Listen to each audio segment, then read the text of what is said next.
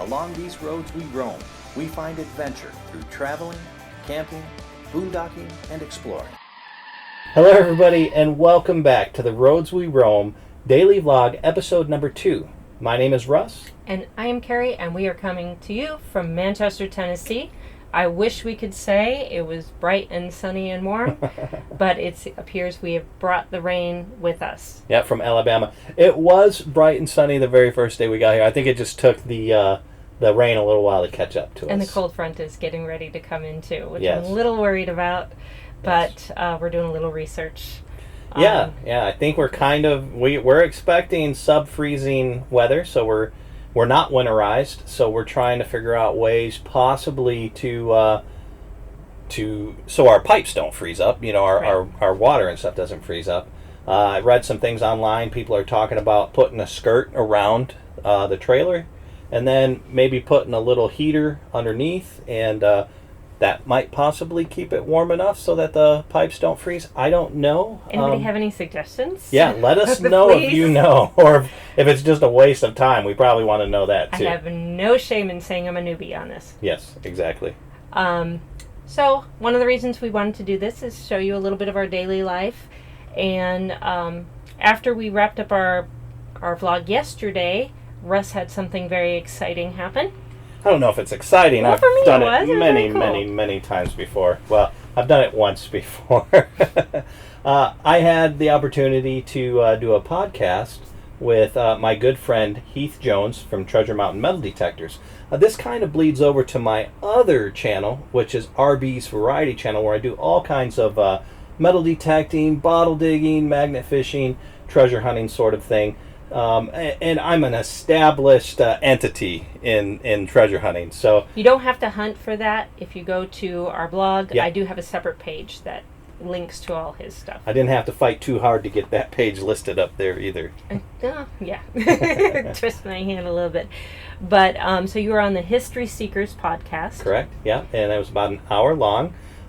You can tune in to catch that archived. I'll put a link below. I don't exactly know the direction to get there, but I'll put a link below. So if you want to check that out and listen to it, it's right there. You would be doing me a favor, and you'd be doing Heath Jones at Treasure Mountain Metal Detectors a favor too. Great guy, by the way. If you're looking to get a metal detector, check him out. He'll give you a good deal. And just a quick bit of history on Russ. Russ has been in metal detecting for more than 20 years. Yeah. And in the last 4 or 5 years, you've worked directly with metal detecting company First Texas Products. First Texas Products, yep. I was director of marketing for First Texas Products.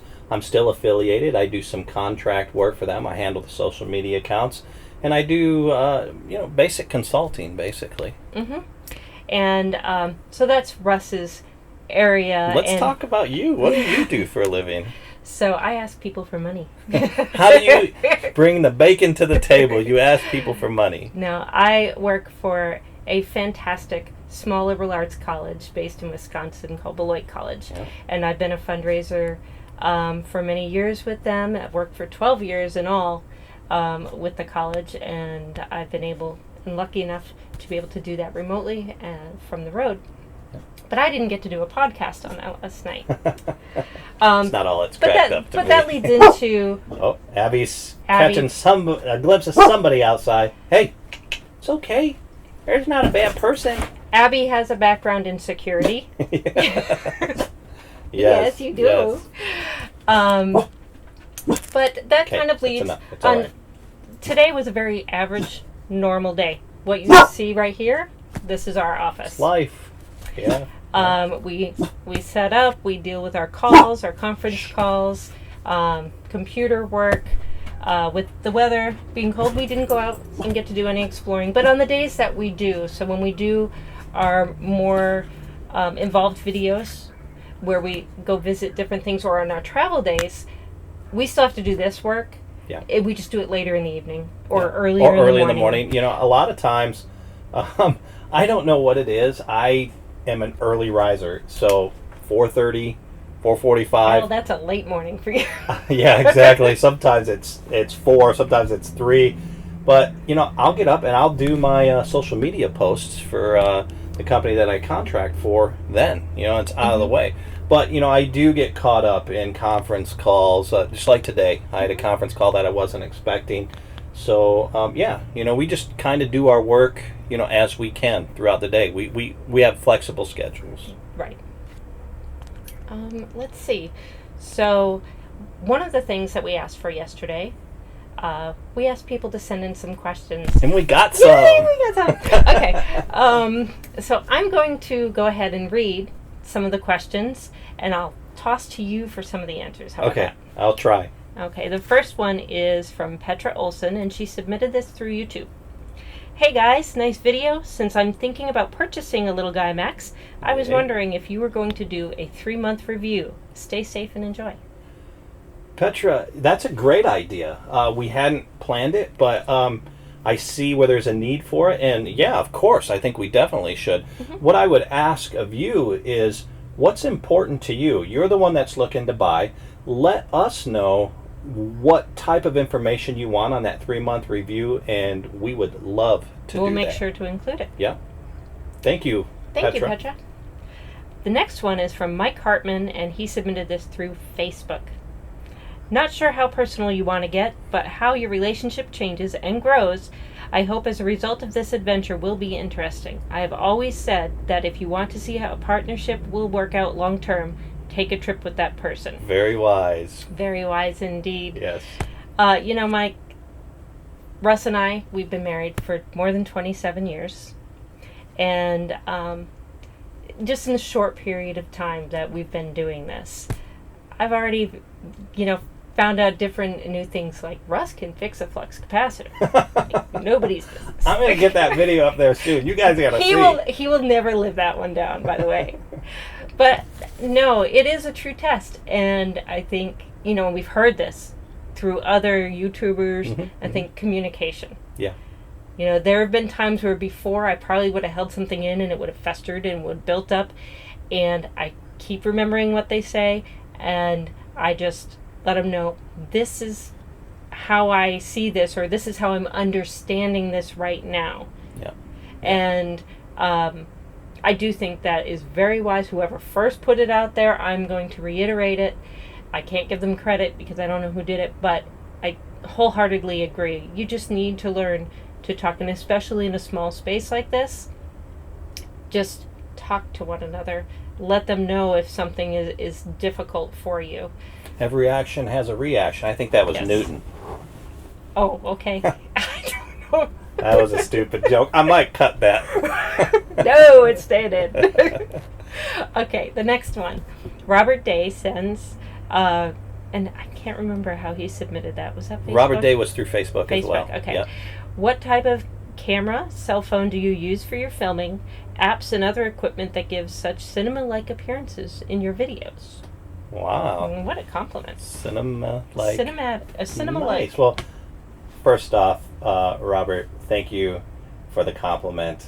Very kind words. Russ has a big head now. Yeah. Well, I am a producer now, so.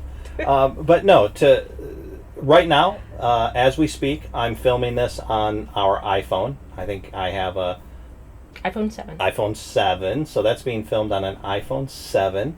The audio, we have different ways to catch it. Sometimes we have some lapel mics that we'll plug into another iPhone, and we'll use that to catch audio. Today, we're actually using this Zoom here, which is really good for audio.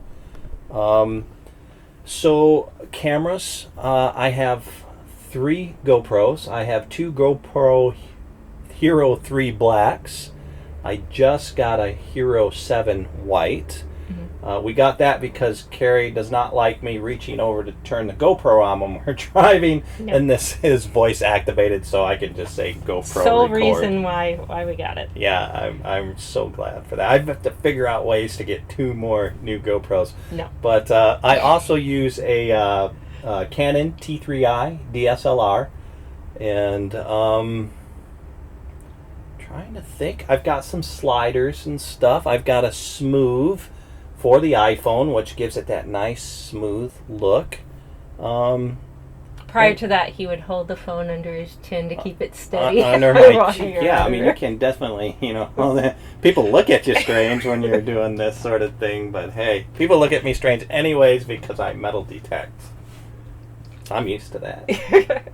What we'll do is I'm going to create a page on our blog site, theroadsweroam.com, and under shop section, you don't have to buy it, but if you're interested in knowing all the equipment that Russ uses for the filming and editing, even the software, I'll list it all through. I forgot about that. Let me touch on that. Okay. So for editing, I use Adobe Premiere CC 2018, and for photo editing, I use Adobe Photoshop CC 2018. I'm really trying to learn how to use 2 other Adobe programs.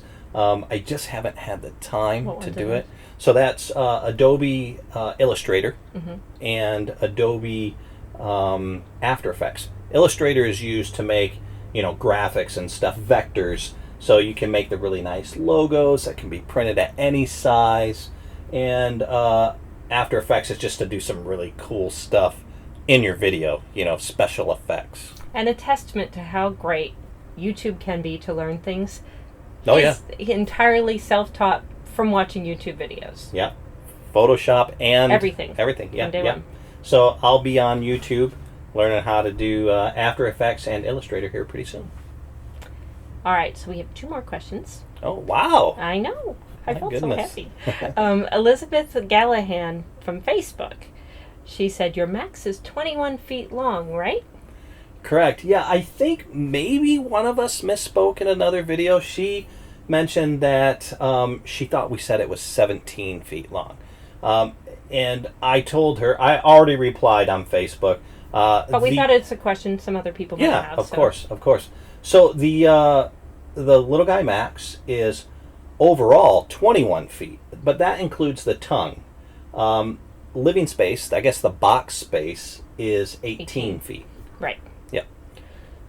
Trust me, if we had the extra 3 feet, I'd feel like I'm in a mansion. What would we do with that? I have no idea. We probably have to text each other. Where are you? Okay, so the last one. This one was through Instagram at Knitwitch4. Says, hi, we just went looking at campers for the first time. It's addicting, isn't it? Yes. Okay. I don't know how many days we spent doing that. Even when we decided what we wanted. I was kind of we sad. We just did it this weekend. Yeah, we did. When he went to go get the extra parts, we were like, oh, let's just go look. Let's go look. Anyway, never used one, but seriously considering one. Love the Little Guy Max. Also saw the Micro Mini and the Winnie Drop. We also looked at those. Yeah. Both of those have a lot more tank size than the Little Guy. The Little Guy was our favorite, but there's a huge price difference. My husband is also not thrilled with the wet bath. Do you guys use the bathroom and shower? If so, is the wastewater storage and bathroom, how is the wastewater storage and bathroom combo? Thank you. I can start off on that. First off, the Mini Max is a fantastic camper. The main reason we got it was just look how we light. Don't have the Mini Max, it's the Max. Oh, I'm sorry, did I say Mini Max? Yeah. Okay, Little Guy Max. The main reason we got that is just because it's so light in here and there's so many windows. We've got them closed right now, but other campers, we kind of felt like you were inside a cardboard box a little bit. So that's one of the main reasons we went to the Little Guy Max. To answer your question about the shower, we do not take showers in it. We haven't had to. I don't know if this is a little TMI or not, but if we don't have access to a shower, we'll use baby wipes and take a baby wipe shower, and we'll just leave it at that. You can figure that out. No, but we haven't boondocked yet or anything, so we have been in the campgrounds and taken advantage of their showers, and more so I think just for elbow room, but there is plenty of elbow room, and the wet baths are not a unique feature in a lot of the smaller trailers. Mm-hmm.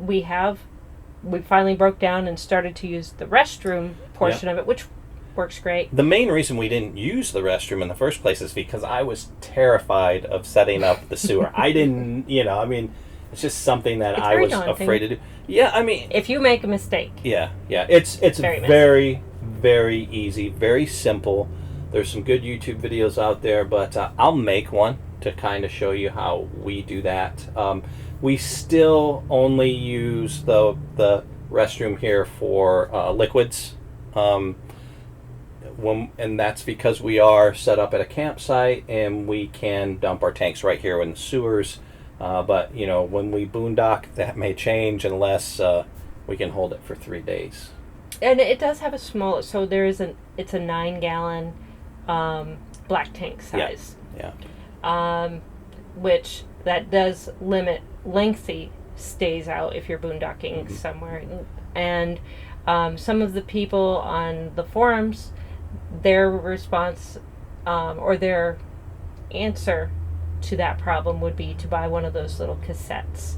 Yeah, we thought about that. Where you could dump it down, and then that way you wouldn't have to or hook back up again and take it somewhere to dump.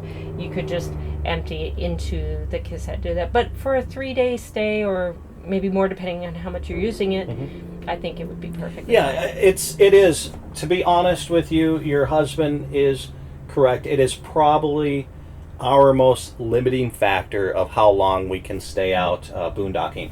We have a generator, an inverter generator, that will run everything in here, including the AC, so that's not a problem.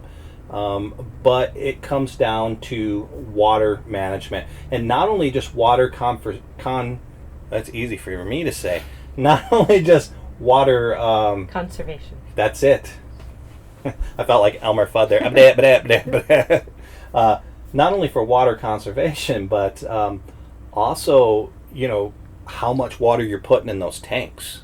So we've seen some pretty neat ideas. One lady had a spray bottle that she used to clean off her dishes, and I think that will be a lot less water going into the tanks. But yeah, definitely that is a concern. We haven't had to deal with it yet because, like Kerry said, we've been at campsites, but we'll keep you posted as because we do plan on doing some. We are looking forward to. So we'll keep you posted on that for sure. But one thing we didn't address yet, yes, the cost. It is a little bit more, and one of the things that I have seen, Little Guy Max or Liberty Outdoors is the manufacturer. They are Johnny on the spot. Their customer service is fantastic. Yeah. And so if you had any issues, they are so active on the forums, or if you call them, it's just impressive. And one of the things we found when we were doing our research for RVs is every RV out there, when you get you should expect some problems, some issues. Yeah, there's a breaking in period. There is. But where Liberty Outdoors really won our purchase, our business, was the fact that they were so responsive.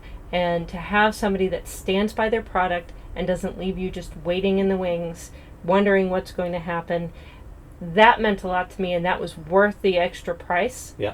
And the Little Guy Max and the Mini Max are new for them.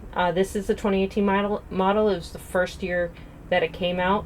So with that, and them coming out with this new product, they want to make it a name for themselves and see it succeed. Yeah, definitely. We could have, got a lot more trailer size-wise for the money we spent, but I don't think we would have got the quality. We went in there, a lot of that stuff was press board, this isn't.